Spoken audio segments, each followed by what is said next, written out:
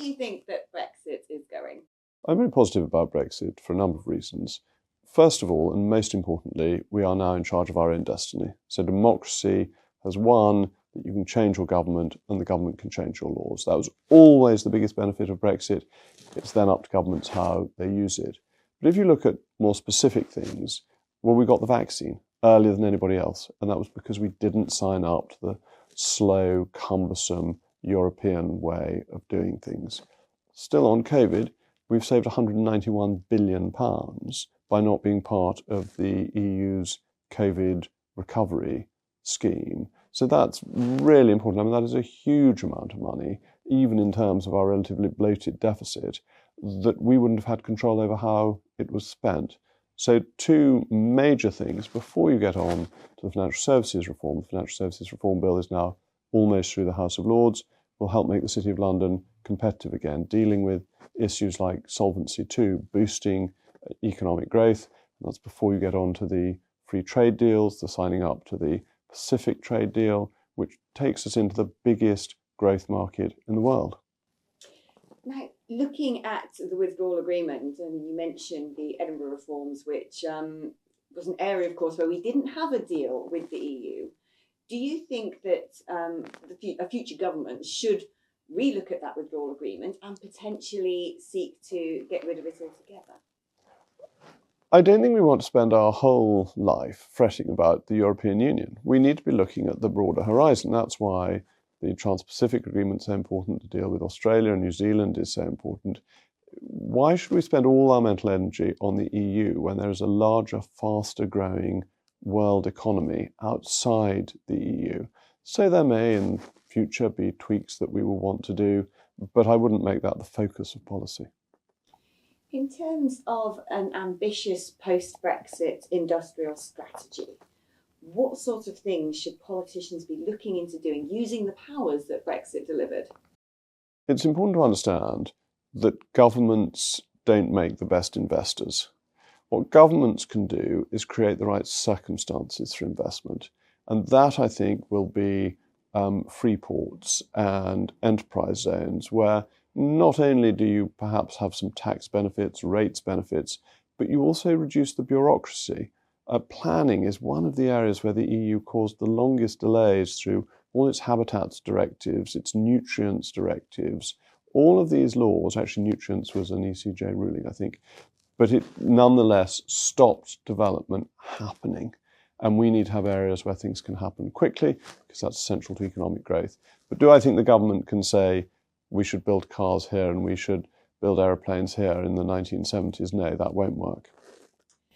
Are you concerned that there are people out there who wish to draw us back into, at the very least, a sort of regulatory orbit of the EU? I think the fascinating thing about Brexit was that the Remainers didn't start campaigning until after they'd lost.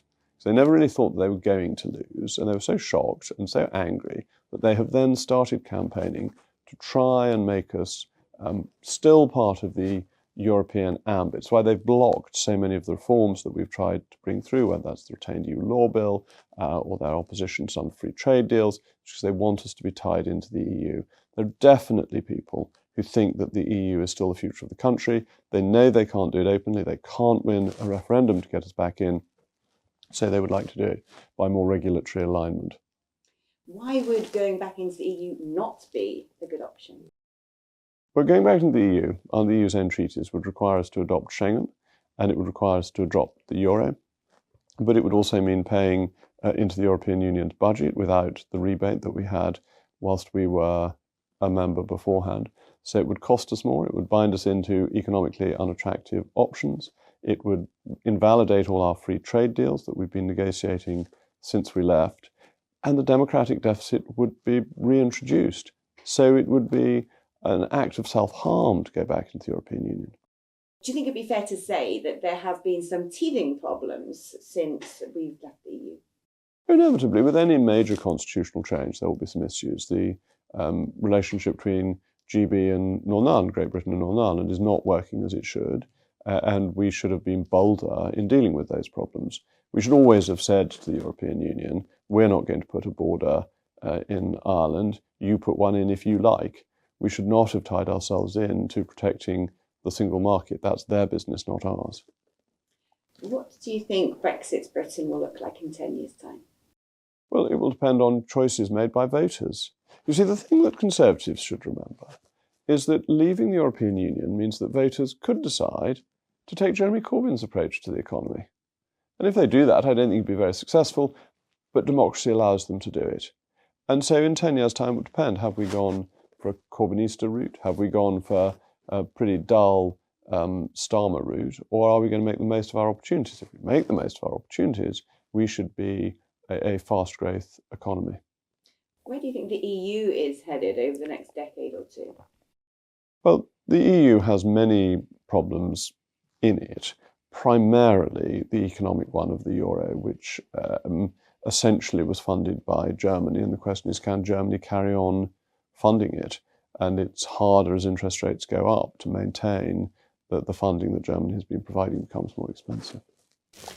And if you could put together a wish list of what you would hope any future government might do with the opportunities that voters have given them to take back control of all areas of UK policy making, what do you think that we should be doing? The biggest opportunity from leaving the European Union is that we should welcome free trade with the rest of the world on the basis that free trade benefits consumers. See, the EU's approach is to protect producers, whereas actually an economy works better if you do things to the advantage of consumers. Most people, when talking about trade, focus on what you can export. What we should think about is how much can you import more cheaply that allows individuals, consumers, to improve their standard of living. That is a major change from the EU model.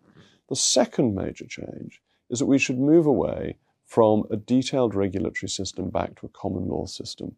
This is the famous supply side reform, because we are suffering from an inflationary problem. It seems to be getting worse rather than better. It seems to be more deep-seated than the Bank of England forecast.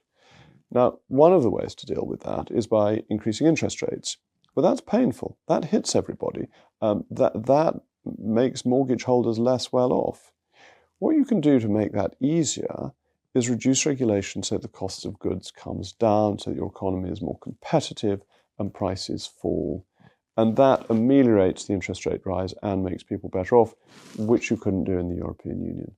So free trade, deregulation, applying that to planning so that we can build more effectively both homes and industrial premises will give us a real economic opportunity.